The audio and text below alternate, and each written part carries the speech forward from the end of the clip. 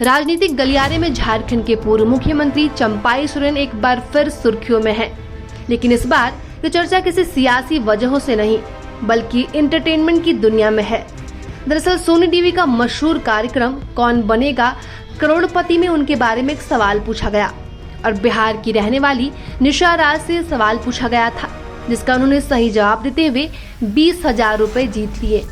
और 23 अगस्त को बिहार के पटना की रहने वाली सदी के महानायक अमिताभ बच्चन द्वारा संचालित कार्यक्रम कौन बनेगा करोड़पति के हॉट सीट पर बैठी थी, जहां अमिताभ बच्चन ने उनसे झारखंड सरकार में मंत्री चंपाई सोरेन के बारे में सवाल पूछा।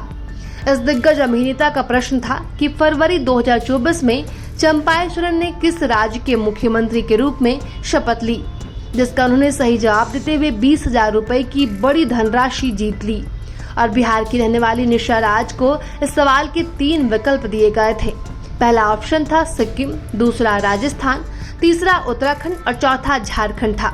बताया कि निशा राज ने सवाल का उत्तर पूरे आत्मविश्वास के साथ देते हुए झारखंड बताया। और कोल्हान टाइगर के नाम से मशहूर चंपाई सोरेन हाल के दिनों में बेहद चर्चा में रहे।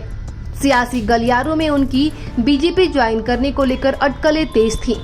हालांकि उन्होंने इन कयासों पर विराम लगाते हुए अलग संगठन बनाने की घोषणा कर दी। वह बीते कुछ दिनों से लगातार कोल्हान क्षेत्र का दौरा कर रहे हैं। फिलहाल वह झारखंड सरकार में जल संसाधन व उच्च तकनीकी शिक्षा मंत्री हैं।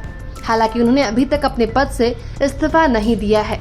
वही झारखंड के पूर्व मुख्यमंत्री चंपाई सोरेन द्वारा नई पार्टी बनाने के ऐलान करने के बाद वह लगातार समर्थकों से मिल रहे हैं। इसी क्रम में वह तीसरे दिन आदित्यपुर नगर और ग्रामीण क्षेत्र के समर्थकों से मिले। इस दौरान चंपाई सोरेन लोगों के प्रति जन समर्थन देखकर भावुक हो गए। पूर्व मुख्यमंत्री और वर्तमान में झारखंड सरकार के मंत्री चंपाई सोरेन अपने नए अध्याय की शुरुआत के तीसरे दिन यानी शुक्रवार को आदित्यपुर में समर्थकों से मिले और समर्थकों से मिलने के दौरान उन्होंने कहा कि पूरी जिंदगी जिस संगठन को तैयार करने के लिए न्यौछावर कर दी, उसे तोड़ना बिल्कुल मेरा उद्देश्य नहीं है। चंपाई सोरेन ने कहा कि वह स्वास्थ्य लाभ ले रहे दिशोम गुरु शिबू सोरेन से बात नहीं कर सके। इस वजह से वह अपना दुख बताने के लिए उचित जगह नहीं मिली और जेएमएम से अलग होने का यही कारण था।